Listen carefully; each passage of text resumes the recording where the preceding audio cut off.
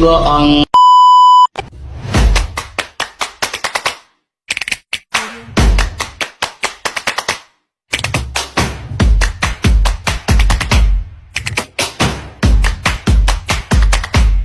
Assalamualaikum warahmatullahi wabarakatuh.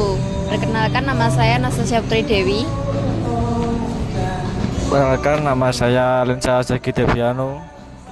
Perkenalkan, nama saya Fandi Pratama. Perkenalkan, nama saya Oktavia Ayu Ramadhani. Di sini kita akan mempresentasikan tugas sejarah tentang Syarikat Islam.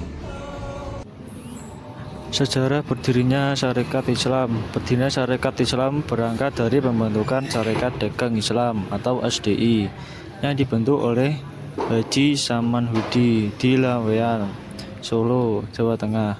SDI didirikan pada tanggal 16 Oktober 1905 untuk mempersatukan pedagang-pedagang batik Muslim agar bisa menyaingi pedagang batik besar Tionghoa. Syarikat Islam atau SI adalah organisasi pergerakan massa yang didirikan pada tahun 1905 di Bogor oleh Tirto Adi Sowerjo dan keluarga Badjanet. SI merupakan organisasi politik pertama di Indonesia yang memiliki pengaruh besar dalam memperjuangkan kemerdekaan Indonesia. Syarikat Islam awalnya organisasi dagang bernama Syarikat Dagang Islam atau SDI yang didirikan untuk membantu pedagang Islam pribumi. Tujuannya untuk membela kepentingan pedagang-pedagang Indonesia, memperjuangkan hak politik dan menekan penindasan pemerintah Belanda. Perjuangan melakukan gerakan-gerakan radikal di berbagai aspek, mulai dari sosial, ekonomi, dakwah hingga politik. Perkembangannya berkembang pesat hingga menyebar ke seluruh lapisan masyarakat, tidak terbatas di Pulau Jawa saja. Terpecah menjadi SI putih dan SI merah. Beberapa hal yang perlu diketahui mengenai Syarikat Islam adalah SDI didirikan untuk bersaing dengan pedagang Tionghoa yang monopoli perdagangan batik di Solo. SDI di bawah kepemimpinan Tirto Adi Soerjo mulai bergerak dalam bidang politik setelah keluarga Badjanet keluar karena perbedaan pandangan. Pada tahun 1911, SDI berpindah pusat ke Solo di bawah pimpinan Haji Samanhudi. Pada tanggal 9 November 1911, kata dagang dihilangkan sehingga menjadi Syarikat Islam. SI menjadi organisasi yang ditakuti oleh Belanda sebab menjalankan aktivitas politik yang menonjol. Di sisi lain, kaum bangsawan keraton masih kurang menghargai hak-hak masyarakat biasa terkhusus di Solo dan Yogyakarta.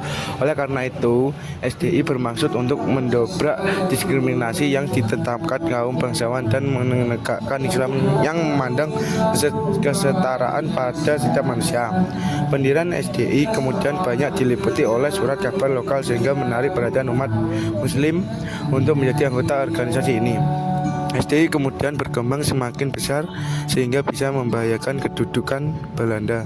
SDI bahkan sempat dilarang dan diskros untuk beroperasi karena tuduhan-tuduhan dari kolonial Belanda.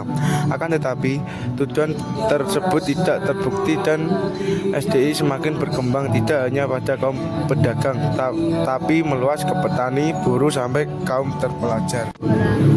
Pada tahun 1911, HOS Tjokroaminoto yang merupakan bangsawan terpelajar bergabung sebagai anggota SDI. 1 tahun setelahnya, pada 1912, SDI menampakkan diri sebagai partai politik di bawah kepemimpinan Tjokroaminoto. Pada masa itu, Tjokroaminoto merupakan ketua cabang SDI di Surabaya, kemudian menjadi wakil ketua SDI pada 14 September setelahnya. Tjokroaminoto mengubah nama SDI menjadi Syarikat Islam atau SI untuk memperluas gerakan di bidang politik, sosial, kultural yang membuka untuk seluruh umat Muslim di Indonesia. Pada tahun 1923, Tjokroaminoto mempelopori perubahan nama CSI menjadi Partai Syarikat Islam Indonesia atau PSII yang menjadi partai politik di kalangan pribumi. Namun, pada 1933 Cokro Aminoto wafat sehingga kepemimpinannya digantikan oleh Haji Agus Salim. Setelahnya, terjadi begitu banyak pertikaian dan perpecahan di dalam PSSI. Meski begitu, hampir dalam setiap periode perjuangan di Indonesia, tokoh-tokoh PSSI berkontribusi sampai mendapatkan kemerdekaan di tahun 1945.